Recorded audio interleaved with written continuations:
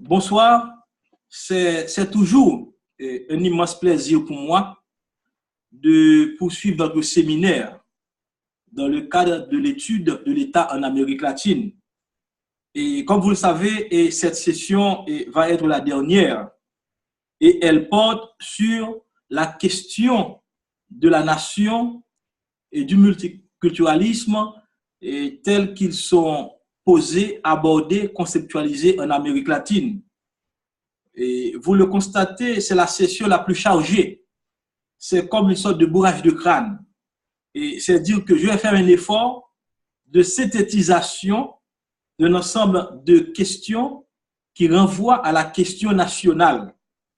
Et c'est pourquoi je vous ai envoyé un plan détaillé de manière à analyser les différents paradigmes, les différents concepts sur l'État-nation en Amérique latine. Vous savez, nous en avons 12. Et d'abord, disons tout de suite que si l'État renvoie à l'organisation politique, à l'organisation juridique, eh bien, la nation, quant à elle, renvoie au sentiment d'appartenance, à la qualité des relations sociales, à la cohésion sociale, aux valeurs partagées, à la solidarité entre les groupes formant une communauté politique. Autrement dit, si l'État renvoie à la qualité des institutions politiques, la nation renvoie à la qualité de la cohésion sociale. Elle renvoie aux structures profondes de l'imaginaire collectif d'une communauté. C'est dans ce sens que la nation renvoie au subjectif, au culturel, à l'ethnique, au symbolique, à l'imaginaire, alors que l'État renvoie aux institutions, aux politiques, aux structures objectives. Donc, la question que pose la nation sont celles-ci. Quelles sont les valeurs, quels sont les fondements qui rendent possible la vie communautaire? Qu'est-ce que les gens ont en commun pour former une communauté de citoyens? Autrement dit, la question de la nation renvoie aux valeurs partagées pour former la communauté. C'est dans ce sens que parfois, il y a un État, mais on peut avoir plusieurs nations, c'est-à-dire plusieurs références culturelles, plusieurs références identitaires, plusieurs références linguistiques et ethniques. Donc, en Occident, et nous allons aborder le premier point, il y a deux grands concepts, deux grandes théories de la nation. Et ces théories sont fondamentales pour pouvoir aborder la problématique latino-américaine. La première théorie, ça s'appelle théorie contractualiste ou volontariste. La deuxième, c'est la théorie ethnoculturelle de la nation. Eh bien, la théorie contractualiste fonde la nation sur le contrat social. C'est-à-dire, la nation est née de contrat social, de la volonté des individus de vivre ensemble, de former une communauté. Autrement dit, c'est une dimension volontariste. Ce sont des individus qui décident volontairement par un contrat de coexister ensemble sur un territoire, sur la base volontaire. C'est la théorie de la nation-contrat. Cette théorie fonde la nation sur l'idée de volonté, de contrat social. Elle renvoie à la philosophie des Lumières, qui pense l'ordre social en termes de contrat social, en termes de volonté, en termes de subjectivité, en termes d'individu. Donc, c'est la dimension objective. Ce concept de nation a été élaboré en France, notamment par un philosophe qui s'appelle Ernst Renan. Donc, ce qui nous fait vivre ensemble est une volonté de partager un même territoire, d'avoir une même vision de l'avenir, d'avoir des valeurs en commun. C'est une vision volontariste. Et cette vision qui prévaut dans la tradition française. Donc, une autre théorie de la nation, et quant à elle, elle émerge de la tradition romantique allemande. C'est ce que j'appelle la théorie ethnoculturelle de la nation. Ce qui fait la nation, ce ne sont pas les individus, c'est très important. La nation renvoie à l'idée de culture, de langue, de tradition commune. Ce sont les traditions culturelles ce sont les valeurs linguistiques, culturelles, ethniques qui conduisent à la formation d'une nation. Nous avons une théorie ethnique, une théorie ethnoculturelle de la nation. Eh bien, vous voyez, ce sont deux visions partagées. Une vision qui renvoie à la philosophie des Lumières, qui met l'accent sur l'idée de volonté, de contrat social, d'objectivité de la volonté dans les relations sociales. Une autre théorie ethnoculturelle qui renvoie à la langue, à la culture, à la tradition. Eh bien, dans cette conception, et c'est très important, ce qu'il faut de la nation, eh bien, c'est une communauté de traditions, de langues, de valeurs que des individus partagent dans une même communauté. Et c'est la tradition allemande. Eh bien, c'est le romantisme allemand qui va faire émerger cette vision de la nation. Si nous prenons un exemple, un exemple non européen, c'est le cas de l'islam, par exemple. Les pays arabo-musulmans pensent la nation à partir de la religion islamique. Elles pensent non pas à partir de contrats sociaux, à partir des individus eux-mêmes qui décident de vivre, mais c'est la religion islamique qui définit la communauté des États arabo-musulmans. Par exemple, l'Iran s'appelle République islamique d'Iran, c'est-à-dire la religion est un élément fondamental dans l'identité, de la construction de la nation. C'est pourquoi les musulmans, quand ils laissent leur territoire, conservent cette vision ethnique, culturelle, linguistique de la nation. Et nous allons voir que nous savons, c'est le même qui se pose en Europe. Quand ils arrivent en Europe, ils maintiennent leur culture, leur tradition, etc. Donc, c'est cette vision. Donc, la nation donc, émerge. Ce qui fait la nation de cette théorie ethnoculturelle, ce n'est pas la volonté des individus, mais c'est plutôt les éléments culturels, historiques, qui constituent le fondement de la nation.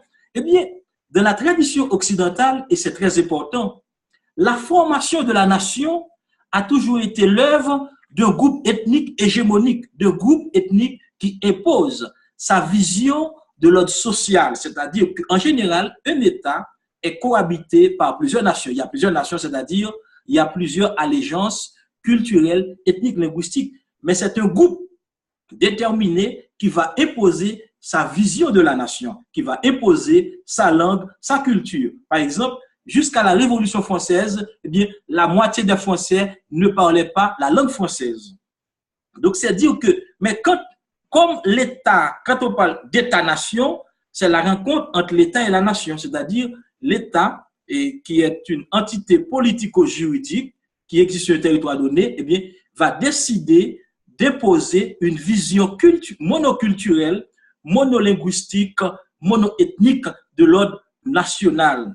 Donc, étant donné que le concept d'État-nation ou de nation en Europe a été construit par une vision hégémonique, c'est-à-dire une vision qui exclut les autres langues, les autres cultures, les autres traditions. Une seule langue s'impose, par exemple, en France, par exemple, le français, en Allemagne, l'allemand, en Angleterre, par exemple, et l'anglais. C'est-à-dire qu'on impose une langue, une vision culturelle, une vision linguistique, une vision ethnique aux autres groupes. Donc, le concept d'État-nation exclut d'autres cultures, d'autres traditions, c'est-à-dire ne reconnaît pas la diversité culturelle.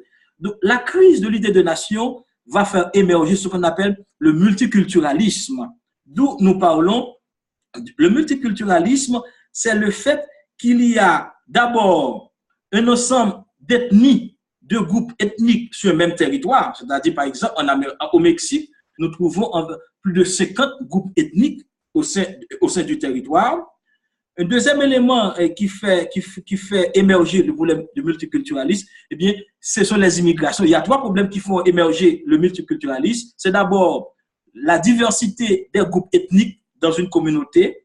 Deuxièmement, c'est l'arrivée des migrants, les migrants qui arrivent avec d'autres cultures, d'autres traditions. Et troisièmement, excusez-moi, eh bien, ce sont les nouveaux mouvements sociaux, c'est-à-dire les homosexuels, les lesbiennes, qui demandent la reconnaissance sociale. Donc, le problème du multiculturalisme surgit de trois questions. La question de la diversité des groupes ethniques, la question de l'arrivée des migrants avec d'autres cultures et la question des nouveaux mouvements culturels. Donc, le multiculturalisme va mettre en crise l'idée de nation monoculturelle, monoethnique, monolinguistique. Il va demander, il va exiger la reconnaissance de la diversité culturelle. Le multiculturalisme va exiger la reconnaissance de la diversité ethnique, de la diversité linguistique, de la diversité culturelle. D'où la crise de la nation. Parce qu'en Europe, comme je vous ai dit, la nation est construite sur la base de l'exclusion.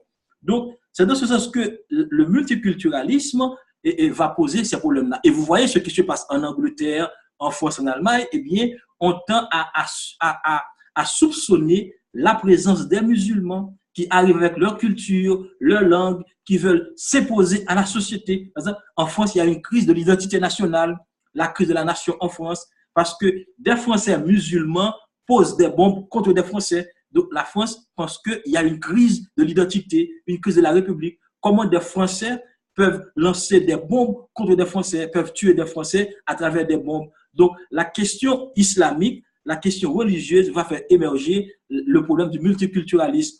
Est-ce qu'il faut reconnaître la diversité des cultures, des religions, des identités, ou est-ce qu'il faut faire prévaloir la loi sur la religion? C'est un grand débat qui est développé par beaucoup de philosophes que je ne vais pas aborder et par faute de temps. Mais je vous dis, le multiculturalisme remet en question le concept d'État-nation, la nation qui repose sur une seule langue, une seule culture, un seul groupe ethnique.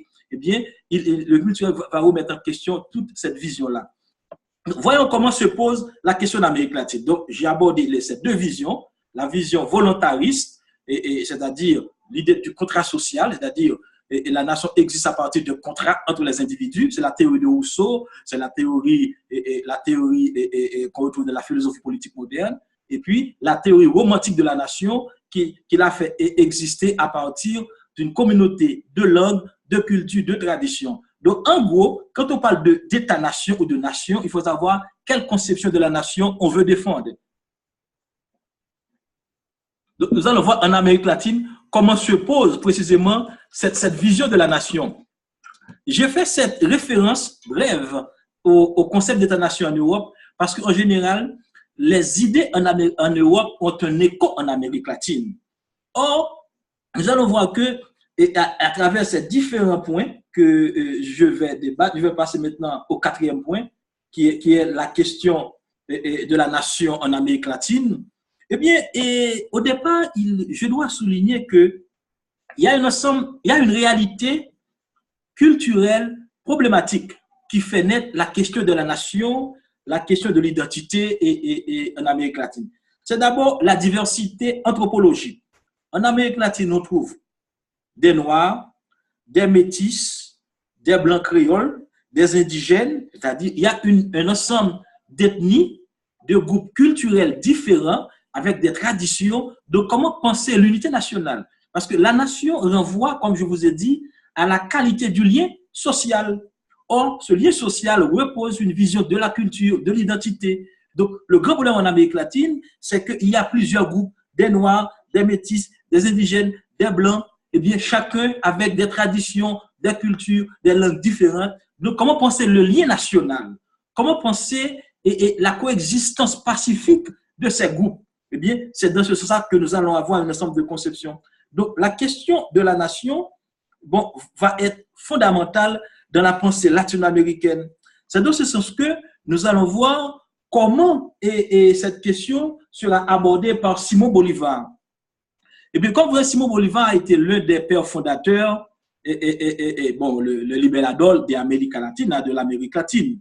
Eh bien, il y a un discours du métissage chez lui. Donc, je parle de discours du métissage dans le sens que quand on lit les textes de Bolívar, il pose le problème du métissage. Par exemple, dans ce texte très connu qui s'appelle Carta de Jamaica, qui a été écrite en 1815, eh bien, Simón Bolívar dit ceci: le lien avec l'Espagne est coupé, c'est-à-dire tout lien est coupé. Il y a plus de haine que de lien avec l'Espagne. Il va montrer il dit que le continent, c'est-à-dire le continent, c'est plus facile d'unir les deux continents, c'est-à-dire l'Amérique latine et l'Amérique du Nord, que de réconcilier l'Amérique hispanique avec l'Espagne. Et un élément fondamental qu'il va dire pour Simón Bolívar, il dit, nous sommes un petit genre humain.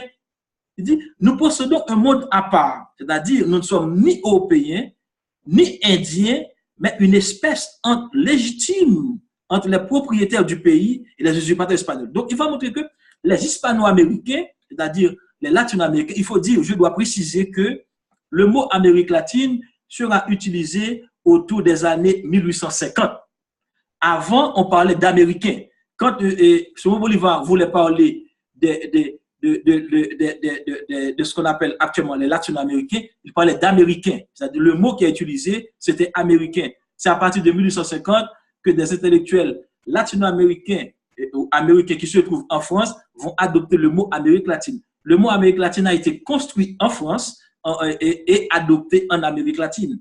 Mais jusqu'en 1850, c'était le mot américain et hispano-américain que l'on utilisait. Donc, c'est pour vous dire que Simon Bolivar dit que la formation anthropologique des Américains, entendons par latino-américains, eh bien, c'est un petit genre humain. Il dit que nous ne sommes ni Indiens, ni Européens, mais une espèce nouvelle. C'est-à-dire qu'il reconnaît que l'Américain, ou du moins le Latino-Américain, est né orphelin. Donc, il y a une nouveauté culturelle, anthropologique. D'ailleurs, dans un texte très connu qui s'appelle Discurso de Angostura, il dit de 1819. Je vais vous traduire en français ce qu'il dit.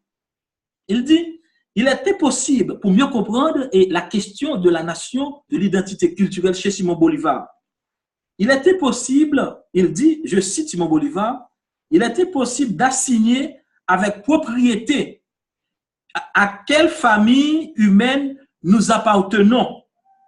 La majeure partie indigène a disparu. L'Européen s'est mélangé avec l'Américain et avec l'Africain.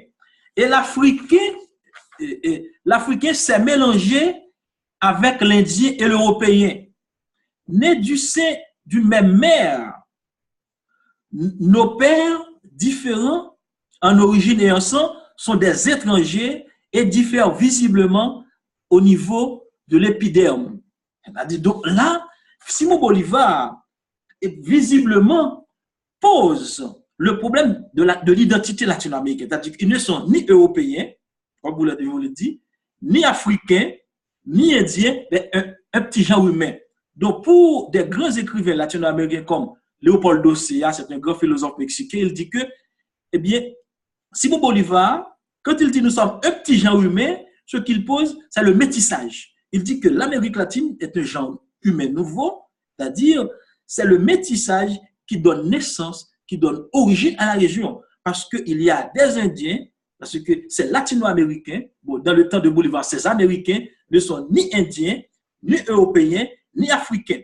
Donc ça veut dire que le concept de nation, il y a pose problème. Parce que Simon Bolivar identifie l'hétérogénéité sociale, l'hétérogénéité ethnique, culturelle de la région. Donc, comment faire cohabiter ensemble sur le même territoire ces différents groupes ethniques, ces différents groupes qui appartiennent à des traditions différentes. Rappelez-vous bien que ce sont les créoles, ce sont les Espagnols nés en Amérique latine qui ont fait l'indépendance. Ce ne sont pas les indigènes. C'est pourquoi toute la logique sociale, ethnique, culturelle de cette région va être dominée précisément par la vision des élites espagnoles blanches. Maintenant, je vais passer au discours d'identité chez Domingo Sarmiento, et c'est très important. Domingo Sarmiento, c'est un grand écrivain argentin, il était président d'ailleurs, c'est l'un des écrivains qui va construire l'idée de modernité, d'identité culturelle de nation en Amérique latine. Il va écrire, il s'appelle Barbaria et civilisation. Barbarie et civilisation. Donc, mais que nous dit Sarmiento? Ça, pour Sarmiento, eh bien, l'identité de l'Amérique latine, l'identité de la région doit être l'imitation de la modernité occidentale, de la France, de l'Angleterre, des États-Unis.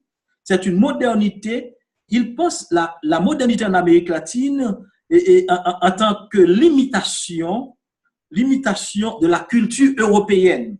Il dit que l'Espagne le passé hispanique, les Indiens, les Noirs, c'est la barbarie. Son livre, Barbarie et civilisation, pour lui, la civilisation est représentée par l'Europe, par les États-Unis, par la France, par l'Angleterre.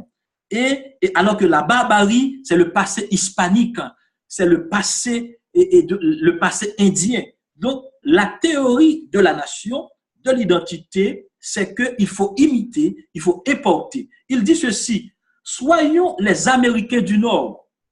Donc, c'est très important. Eh bien, vous voyez que chez Sarmiento, le discours de l'identité culturelle, le discours de la nation commence par le rejet du passé hispanique, par le rejet des traditions culturelles indiennes, africaines et métisses. C'est très important. Et je dois signaler que une caractéristique essentielle, alors qu'au 19e siècle, c'est très important, l'idée de nation était construite en référence au passé, à la culture, à la tradition. C'est ça. Toute la théorie du nationalisme au 19e siècle repose sur, en grande partie, repose précisément sur la défense des langues, des cultures, des traditions. Alors qu'en Amérique latine, et c'est très important, il y a une rupture avec le passé culturel immédiat que représente l'Espagne, les Indiens. Donc, la question de l'identité de la nation ne repose pas sur la valorisation des cultures traditionnelles pour Sarmiento, mais sur précisément l'imitation du modèle occidental européen. Donc, c'est pourquoi il va demander l'immigration blanche.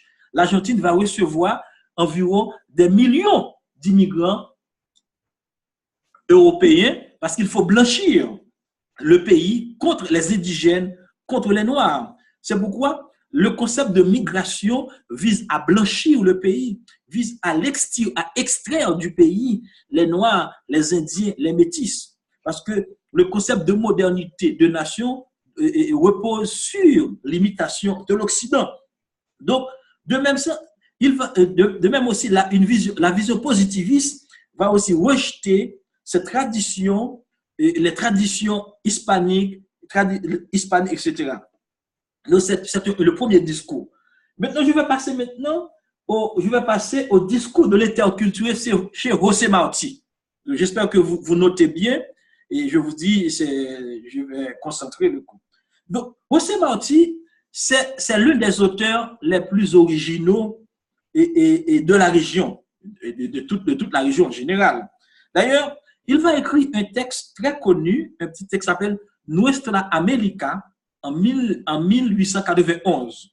Eh bien, José Martí va prendre la défense des Indiens.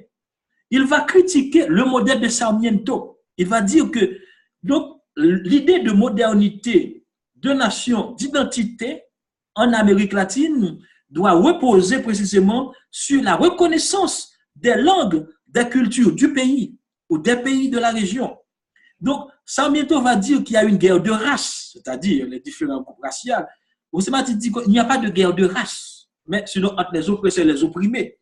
Donc, José Martí va prendre la défense des traditions indiennes, des traditions africaines. C'est pourquoi j'utilise le mot interculturalité. Le mot interculturalité sera utilisé autour des années 90 et 2000 pour montrer la relation qu'il y a entre les cultures. C'est un philosophe cubain qui s'appelle Raúl Fornet Betancourt qui va utiliser l'interculturalité comme étant la relation entre les cultures. Mais déjà, chez José Martí, il y a une critique de l'idée de modernité, de nation de Sarmiento. Si pour Sarmiento, il faut l'immigration, il faut imiter l'Occident, il faut imiter les États-Unis, c'est le culte des Américains. Eh bien, pour José Martí, eh bien, il faut respecter les langues, les cultures nationales. C'est de même José Martí qui va fonder l'anti-impérialisme en Amérique latine, qui va inviter les Latino-Américains à lutter contre précisément les agressions, la menace nord-américaine.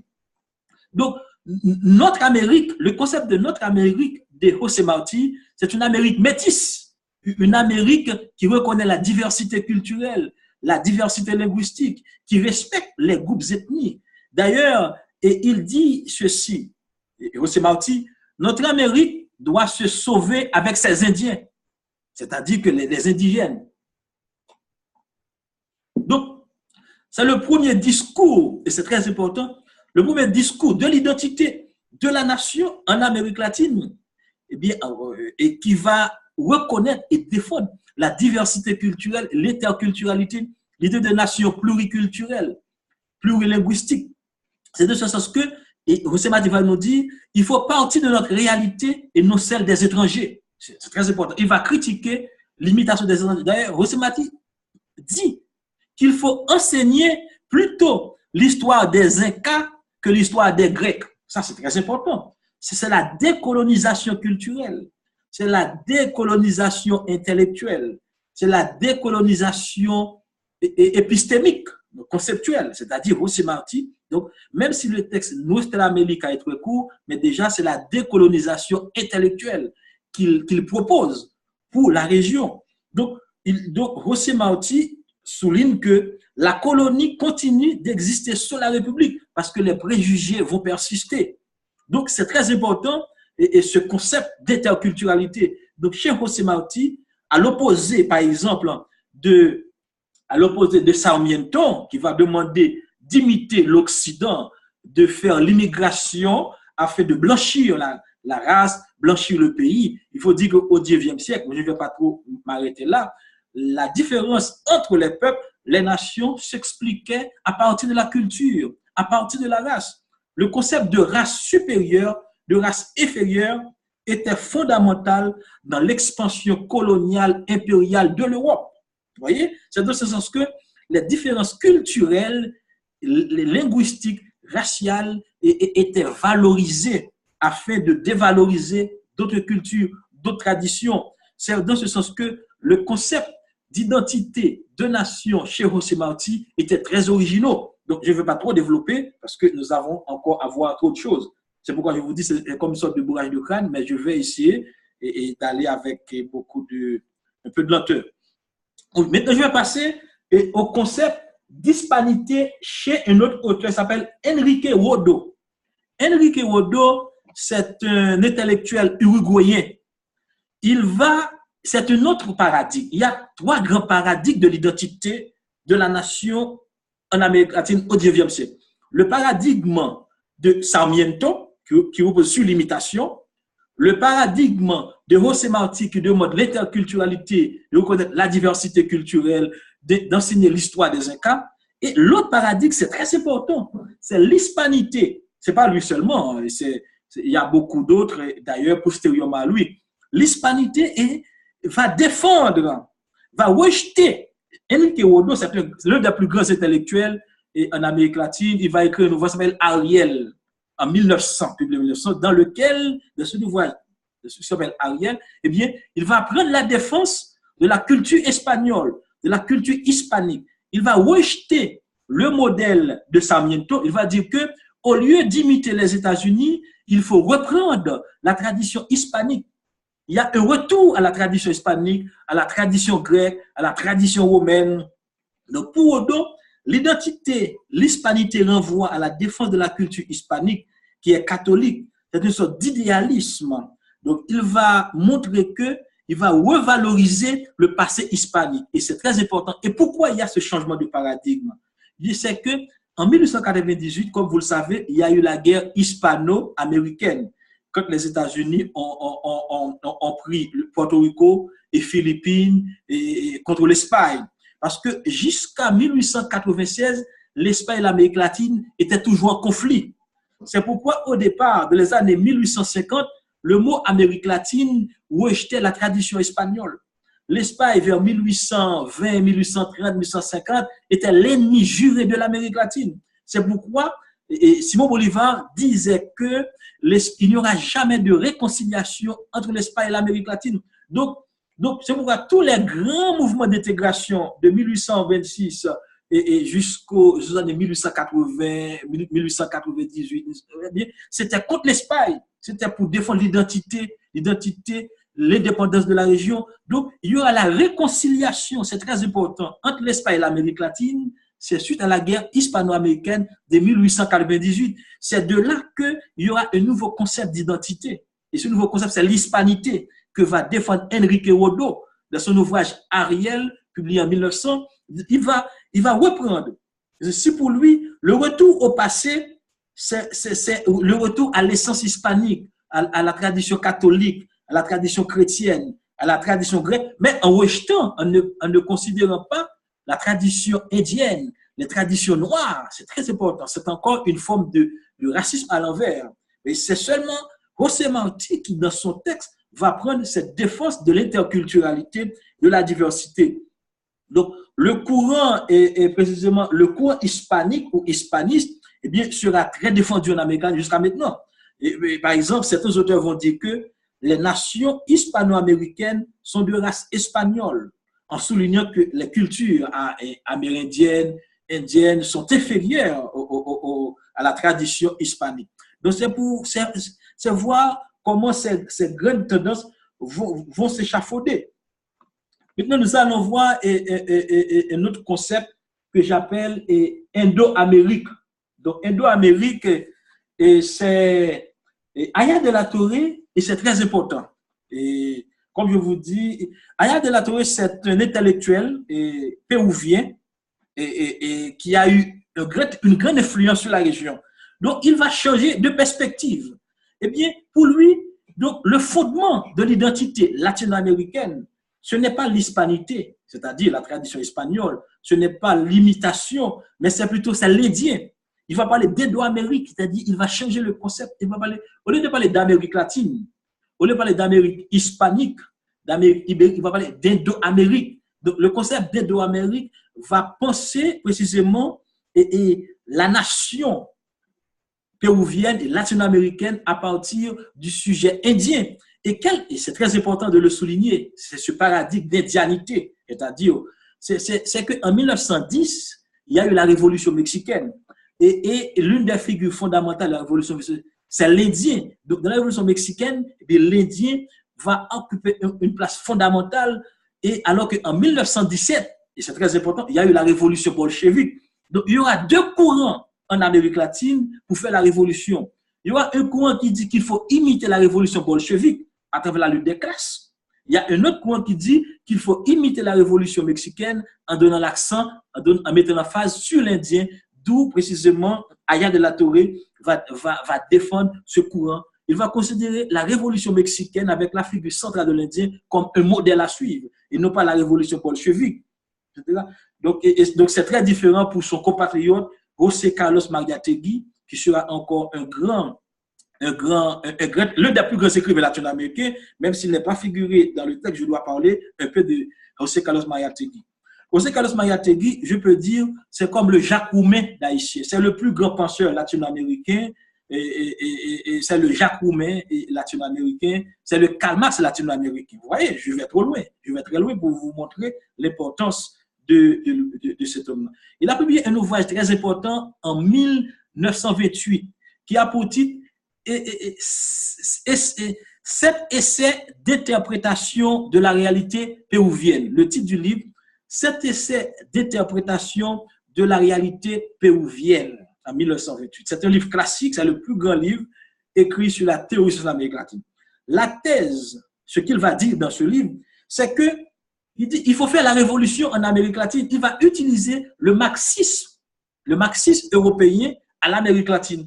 Il va dire que, eh bien, comme Marx parle de prolétariat comme le sujet de la révolution, eh bien, en Amérique latine, le sujet de la révolution doit être l'indigène. Eh bien, il va interpréter la réalité latino-américaine, péruvienne, à partir de la théorie marxiste. Autrement dit, il va latino-américaniser le marxisme. Donc, chez lui, la figure de l'Indien sera très fondamentale, mais il va surtout imiter le modèle bolchevique, alors que son compatriote Aya de la Torre va imiter le modèle mexicain. Vous voyez? Donc ça, je voulais faire ça. Maintenant, je vais passer à l'idée, à l'indigénisme. Oui. Donc l'indigénisme, et comme vous voyez, et l'indigénisme, c'est un courant qui remonte jusqu'à l'époque coloniale. Il y a un indigénisme colonial, c'est le discours des pères de l'Église catholique sur le monde indigène. C'est un discours paternaliste, colonialiste sur les indigènes. Vous voyez, Las Casas est considéré comme indigéniste. Mais dans la vision de Las Casas, il a fallu que l'indigène accepte la foi chrétienne, la tradition catholique. Mais quand Las Casas, il demandait de traiter bien les Indiens, de ne pas les traiter avec violence. Mais l'indigénisme de Las Casas sera d'origine néocoloniale, paternaliste, colonialiste, chrétien. Autour des années depuis les années 1840, en Amérique latine, on va créer un ensemble de structures. Ce sont les États populistes que vous connaissez de cette époque-là, qui vont créer un ensemble de structures, de centres de recherche pour étudier les Indiens. Donc, en un mot, l'indigénisme, pour le dire en un mot très simple, c'est le discours des non-indigènes sur le monde indigéniste, sur les indigènes.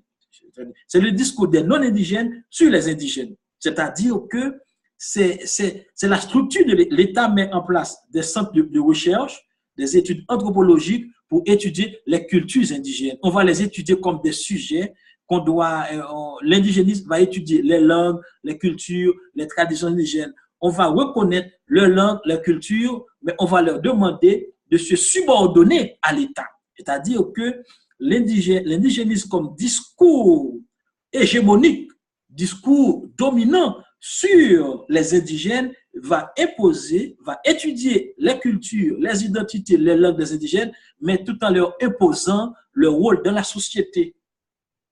Et à l'opposé, je dois le dire, à l'opposé de l'indigénisme, il y a l'indianisme ou l'indianité. L'indianisme, c'est le discours de l'Indien sur lui-même.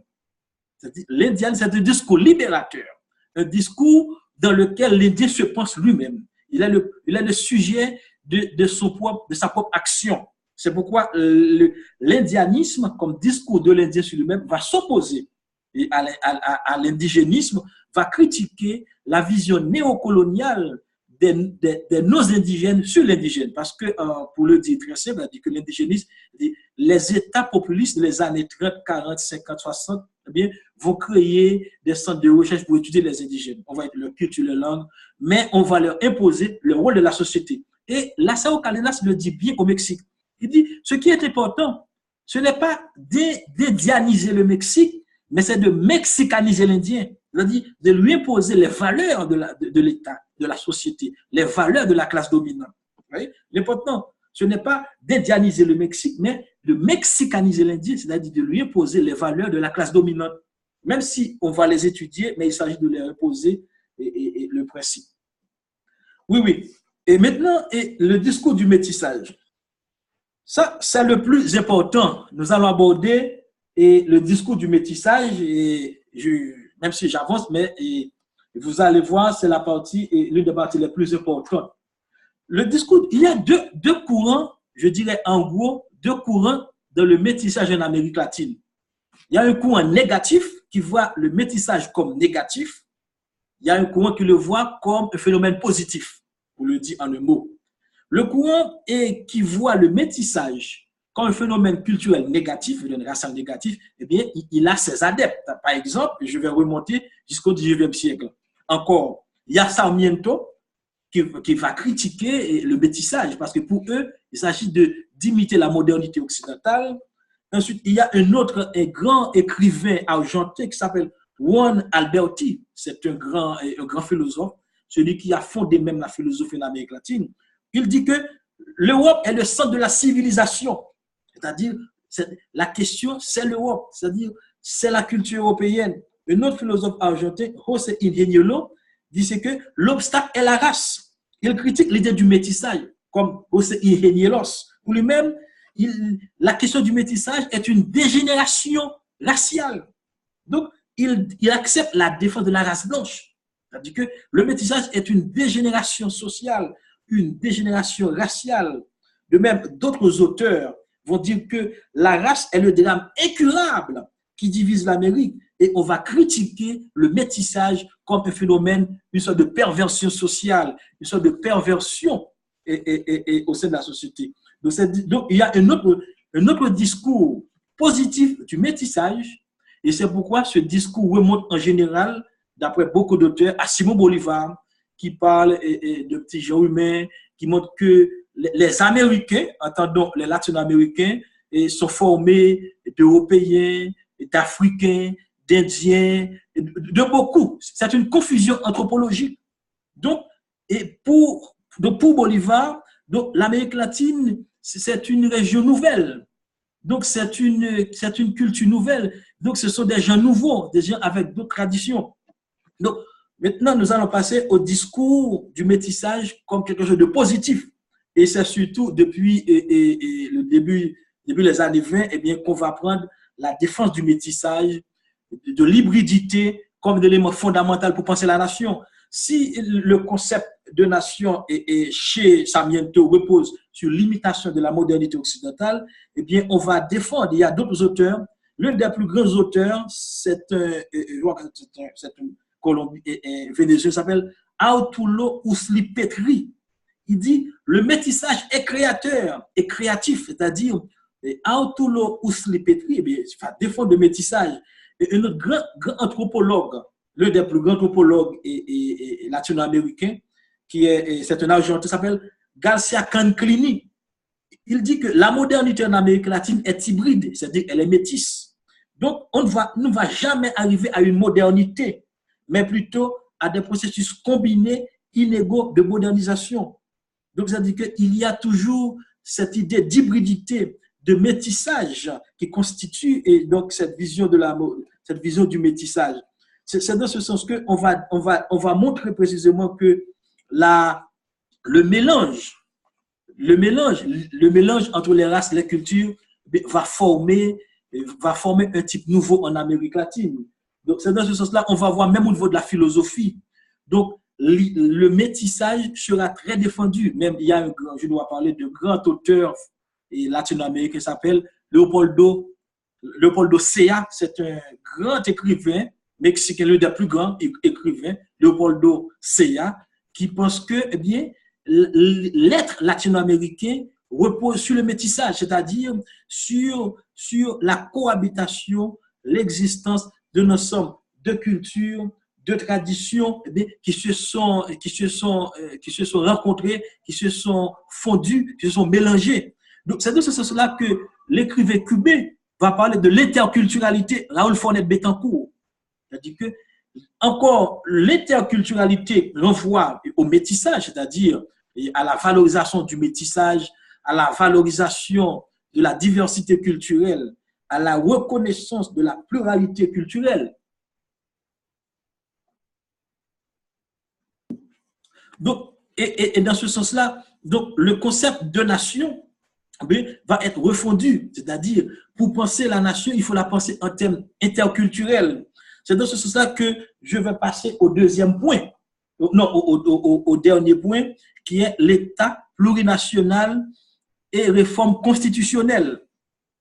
C'est ça, si je n'ai pas perdu. Je vais voir si je n'ai pas perdu dans tout ça. Je vois, mais si... Un moment. L'avant-dernier. Oui. C'est l'avant-dernier. C'est l'État national, plurinational et réforme multiculturelle. Non, l'avant-dernier. Le discours de l'interculturalité, la nation et l'ethnicité afro-indienne. Oh, oui, très bien, merci. Il y a tellement, j'allais être perdu. Merci beaucoup. OK, oui. Ça, c'est très important. Et oui, le concept d'interculturalité est né des débats sur le multiculturalisme. Et comme je vous ai dit, le multiculturalisme remet en question le concept de nation monolinguistique, monoethnique. Donc, pour le multiculturalisme, bon, il y a deux grands. Je ne voulais pas entrer dans tous ces débats-là pour ne pas vous voyez. Mais il y a deux grands courants dans le multiculturalisme pour mieux aborder l'interculturalité. Il y a un courant libéral dans le multiculturalisme. Il y a un courant communautariste. Deux grands courants dans le multiculturalisme. Puis je vais parler du troisième courant, qui est le courant de l'interculturalité. Le courant libéral, et c'est très important, et dit que il ne faut pas reconnaître au sein de la nation cette diversité de groupes ethniques, linguistiques, culturels. Le courant libéral dit que ce qui doit primer, c'est le droit. C'est le droit, c'est-à-dire l'État n'a pas à entrer dans les débats de groupes ethniques, groupes culturels, etc., qui demandent leur reconnaissance. Ce qui fonde l'État, l'État-nation, c'est le droit. C'est la primauté du droit.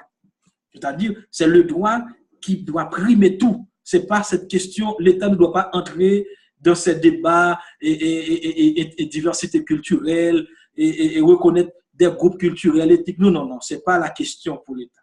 Ce qui unit, et c'est la pensée de Habermas, et Habermas, c'est la pensée de John Rawls, deux grands philosophes, le philosophe allemand Habermas et John Rawls, que je ne veux pas développer. C'est-à-dire que pour eux, ce qui fonde l'ordre social, l'ordre politique, ce n'est pas cette reconnaissance des différents groupes ethniques, etc. L'important, c'est le droit qui doit être primé sur tout. C'est-à-dire le courant libéral ne reconnaît, ne va pas présenter de l'espace public ces débats, ces tapages sur la différence culturelle, la différence ethnique. Et c'est cette vision qui prévaut, qu'on veut prévaloir en France. Alors que le courant communautariste, c'est très important. C'est-à-dire, est défendu par un philosophe canadien qui s'appelle Charles Taylor. Le courant communautariste dit qu'il faut reconnaître les différents culturels, les différents groupes. Il faut les reconnaître parce que ce qui forme l'homme, c'est l'identité, c'est la culture, c'est la tradition. C'est-à-dire, le courant libéral dit que c'est le droit qui doit primer. L'État n'a pas entré dans les débats sur l'interculturalité, sur la diversité culturelle. C'est le droit qui prime. La question de culture, d'identité, c'est une question privée. L'État n'a pas entré. Donc, l'important, c'est le droit qui doit primer. Pour le communautariste, eh bien, l'État doit reconnaître, doit entrer dans le débat. Il doit favoriser, reconnaître la diversité des groupes, des ethnies. Il doit reconnaître ces différents groupes. Et remarquez, je vais vous faire une surprise. L'opposition entre le courant libéral et le courant communautariste reproduit les deux concepts de la nation. Le concept État-nation contrat, le concept d'État-nation ethnoculturel. C'est-à-dire que le courant universaliste de la nation, c'est le courant volontariste, alors que le courant romantique et le courant ethnoculturel, c'est le courant différentialiste. Vous voyez, c'est le courant libéral et le courant communautariste. Donc, je laisse ça pour ne pas trop développer parce que c'est pas tellement, je pourrais ne pas voir d'autres aspects. Oui. Maintenant, il y a le courant interculturel. Pour l'interculturel, et c'est très important, comme le mot inter veut dire, pour le courant interculturel, l'important n'est pas de créer des diversités de groupes ethniques ici et là, ce qui va fragmenter la société. Il faut créer des liens entre les cultures, d'où l'interculturalité. C'est pourquoi l'interculturalité va défendre le dialogue entre les cultures. Les cultures ne sont pas des îles fermées sur elles-mêmes, mais ce sont des voies de communication. Donc, c'est pourquoi en Amérique latine, la philosophie de l'interculturalité sera privilégiée. Donc, l'idée de nation, dans ce sens, on parle de nation interculturelle, d'État plurinational, c'est-à-dire que l'interculturalité met en relation dialogique, en communication, les différentes cultures. Et je dois vous dire, en Haïti, le problème s'est posé. Donc, vous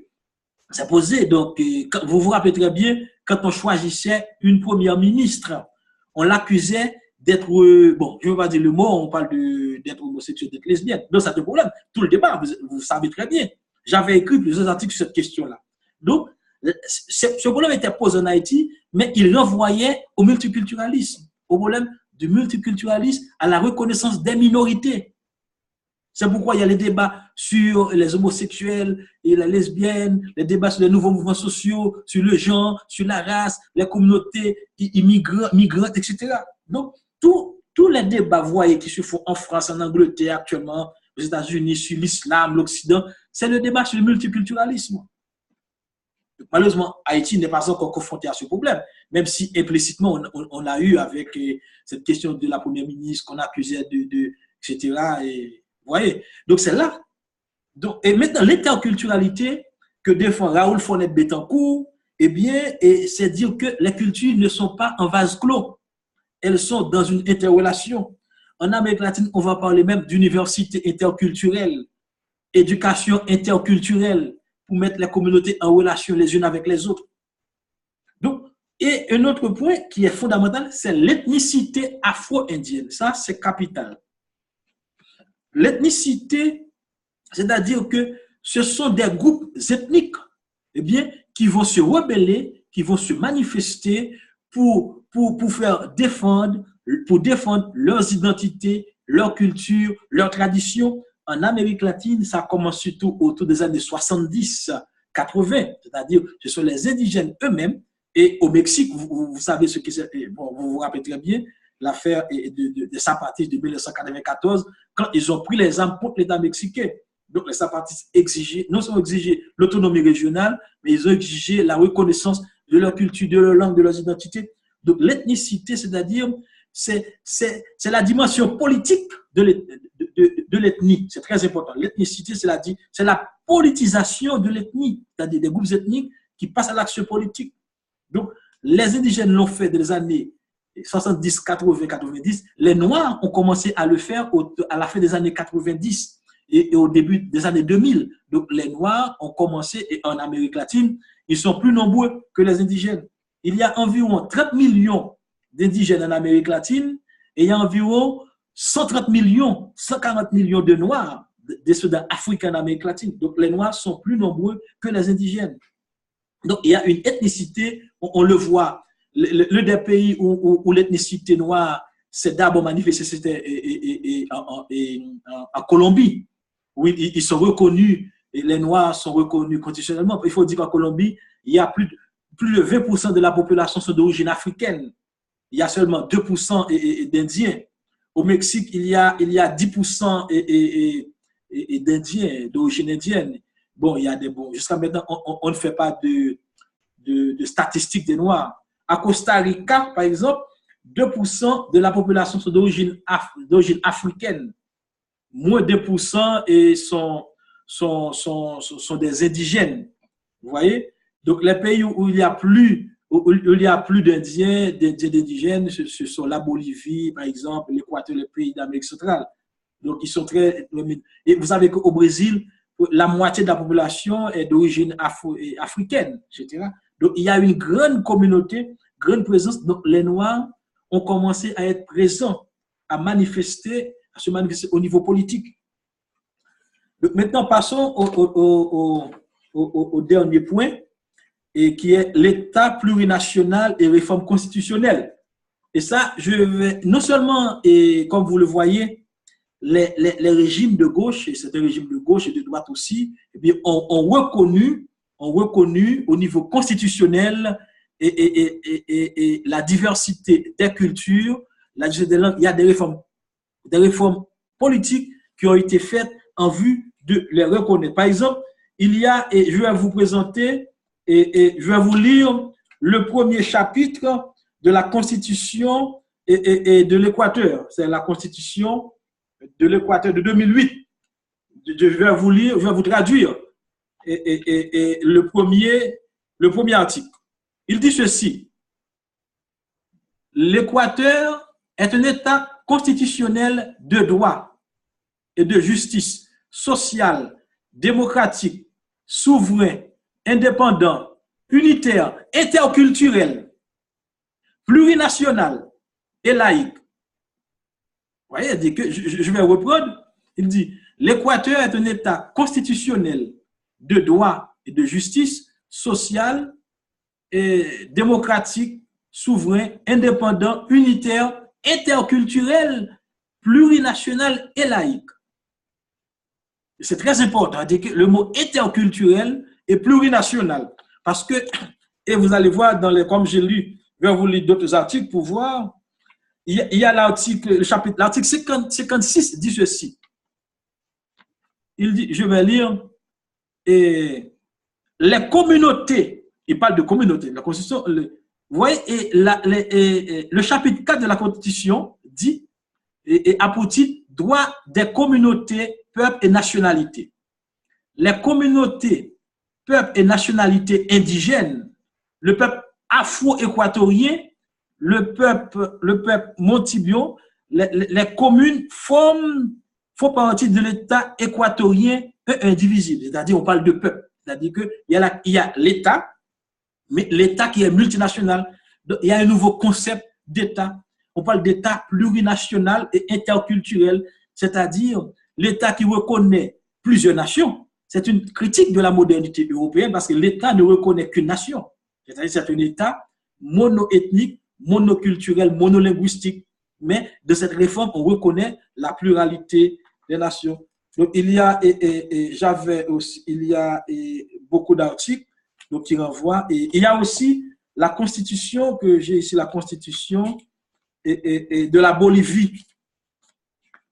Donc, je vais vous lire aussi le premier article de la constitution de la Bolivie qui dit ceci. Bolivie se constitue en un État unitaire, social de droit, plurinational, communautaire, libre, indépendant, souverain, démocratique, interculturel, décentralisé avec des autonomies. La Bolivie se fonde sur la pluralité et le pluralisme politique, économique, juridique, culturel, linguistique à l'intérieur du processus intégrateur du pays. Regardez, ça, c'est une révolution en termes juridiques. C'est-à-dire qu'un État qui se fonde sur la pluralité et le pluralisme politique, juridique, c'est-à-dire les communautés indigènes ont le droit d'avoir leurs propres tribunaux, de régler leurs propres affaires. Donc, voyez, donc il y a d'autres articles où on va parler, et il y a l'article 31 de la Constitution de la Bolivie, je vais vous lire, parce que ça c'est très important de lire. L'article 31 dit ceci, et je traduis automatiquement. Les nations et les peuples indigènes originaires en danger d'extinction, en situation d'isolement volontaire et non contactés, seront protégés et respectés dans leur forme de vie individuelle et collective. C'est-à-dire, on va défendre et protéger ces populations-là. Et l'article 32 de la Constitution bolivienne dit ceci, à propos des Afro-Boliviens, il dit ceci.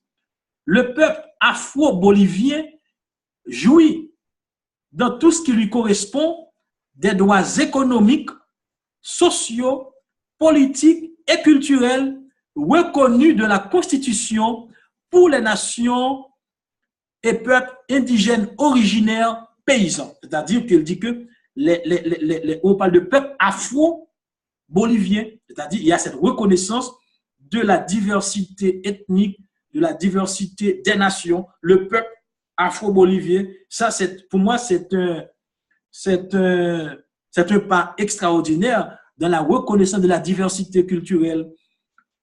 Donc, il y a d'autres articles, vous voyez, qui font état, qui définissent précisément les différents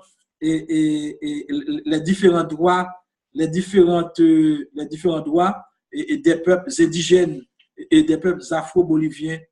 Vous voyez, donc c'est dans ce sens-là, vous voyez, on parle de cet État plurinational.